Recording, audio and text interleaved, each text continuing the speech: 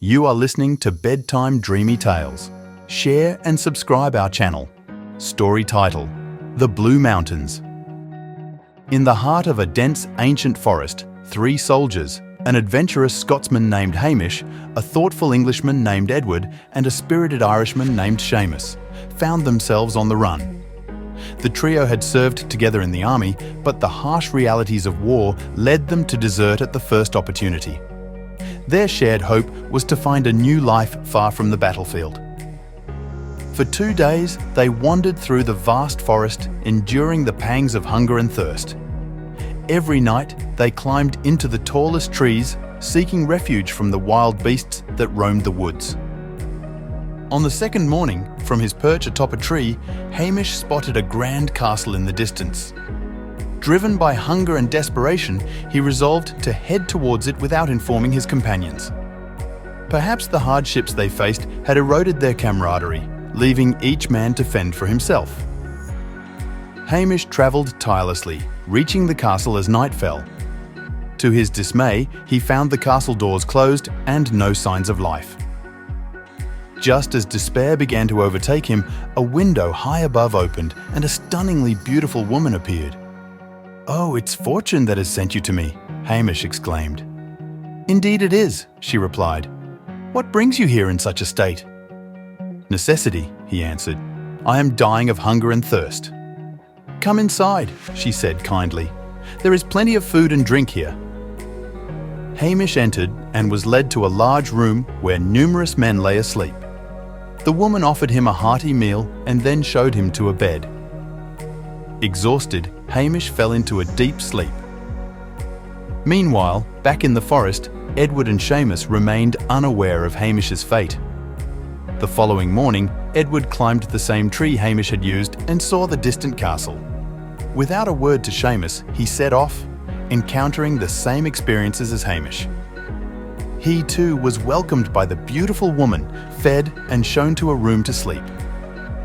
Seamus, now alone and despondent, stayed in the forest another night.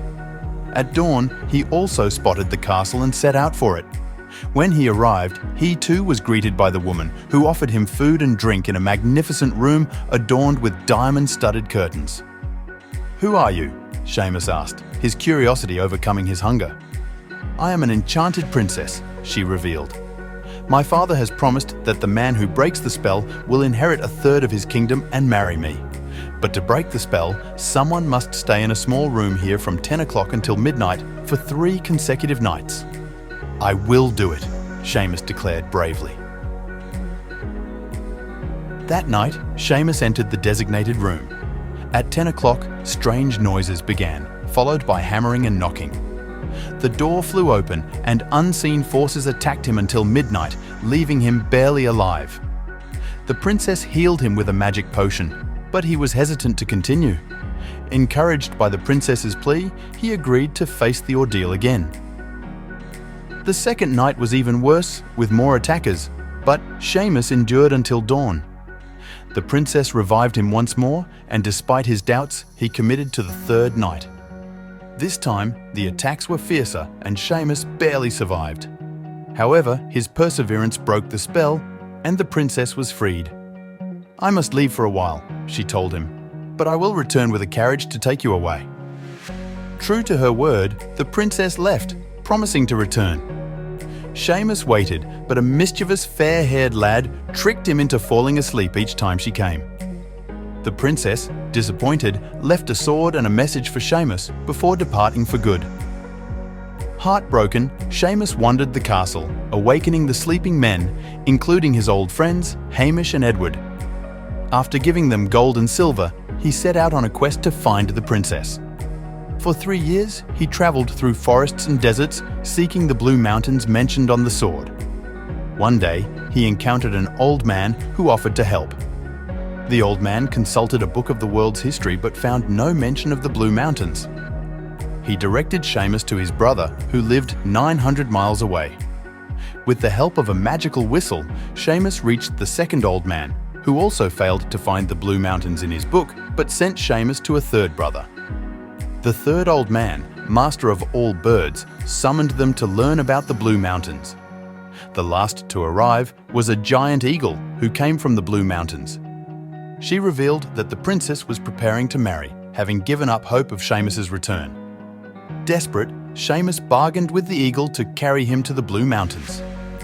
With a plan in place, Seamus and the old man hunted and prepared food for the eagle's journey. Laden with meat, Seamus mounted the eagle and set off. Near the Blue Mountains, they ran out of food, and Seamus, desperate, threw stones instead. The eagle, realizing the deception, threw him into the sea near the king's palace. Seamus struggled ashore and learned that the princess was to be married that night. He found refuge in the henwife's house, who brought the princess to him.